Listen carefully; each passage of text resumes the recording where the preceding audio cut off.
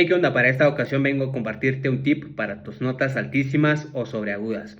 Y es de que para las notas altísimas, métele el ronquido o el growl, como le llaman en inglés, ¿verdad? Entonces, para esta ocasión voy a tocar el la. Este lado lo vamos a tocar ahorita sin el efecto, para que escuches la diferencia entre meterle el ronquido y no meterle. Sin el ronquido sonaría así. Ahora, metiendo el efecto del ronquido sonaría de esta manera.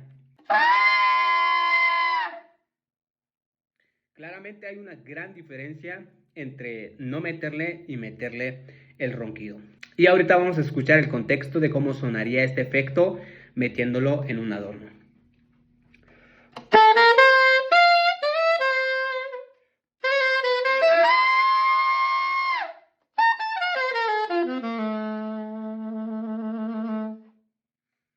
Así que aplícalo para todas tus notas altísimas, ve practicándolo despacio y sobre todo ten paciencia porque quizás a la primera no te salga.